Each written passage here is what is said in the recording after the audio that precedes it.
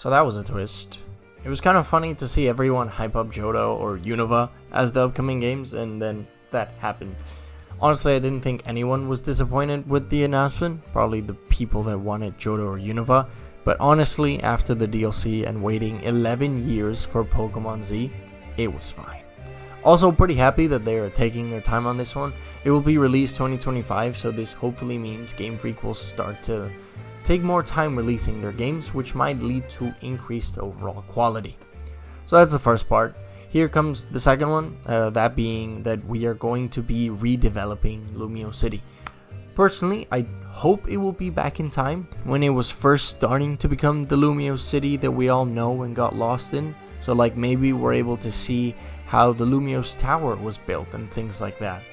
Personally, I would like that very much, but I'm also like a history person, so there's that. I've seen people talk about being set in the future because of all the lights and high-tech feel the trailer gave, but I mainly saw it as a blueprint type thing. A funny thing is that when scripting this video, I asked ChatGPT for what the game would be like, and all it said essentially is that it would be a Stardew Valley meets Pokemon. And if that were the case, it would be very interesting, but I doubt it. So here are my predictions. As the title says, it'll probably have to do with Zygarde. Maybe people are attacking it because of some random reason, and now it's fighting back, similar to how it was in the anime. This would be connected to the evil team. Maybe they are the ones that started to attack it because they figured out how Zygarde's power could help improve Kalos. Again, this is quite reminiscent of the anime, but since we don't really know much about Zygarde to begin with, it makes it quite hard to figure something out, as in specifics. Also, the A of the logo looks quite similar to the ultimate weapon, at least if it was closed. Maybe it will also play a role in the game, and then, you know, it's ZA, AZ. I'm sure he will also be part of the game, because he's been moving around for quite some time, so I'm sure he'll appear. Now comes the fun part, the starter Pokemon. For the starters, in my opinion, it would be Snivy, Litten, and Piplup. So Snivy and Piplup have French ties, and Litten because it's the only Pokemon that isn't originally the Kalos starter and doesn't have a special form connected to it.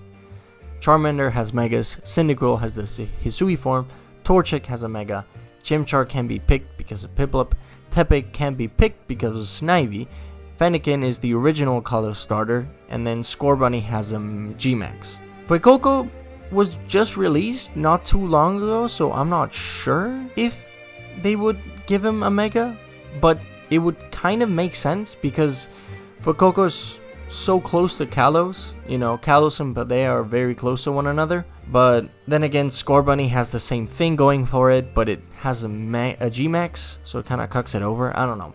It would be quite the starter trio, but personally, I would prefer Fuecoco over Litten because Mega Skeledirge would go hard. Like, I don't know, they have so much to play with if Skeledirge ended up being the one that gets picked, but that's just me.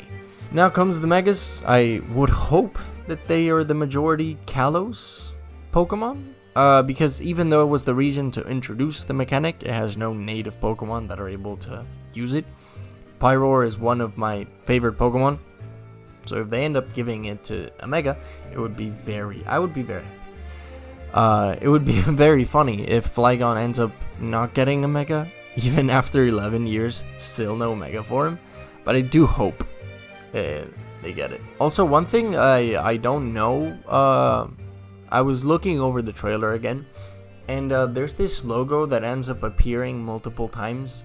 I don't know if that's like the logo of Lumio City itself, but it does end up appearing multiple times, first at the beginning and then at the end when they show that Lumio City is gonna be the one.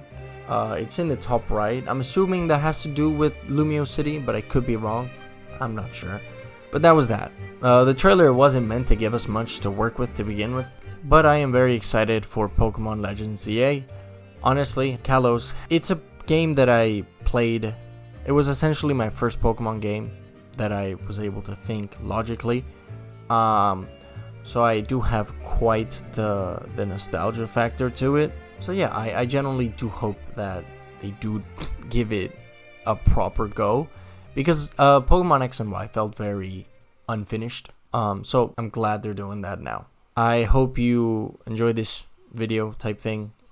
Just kind of my thoughts on Pokemon ZA. So yeah, I'll see you in the next one.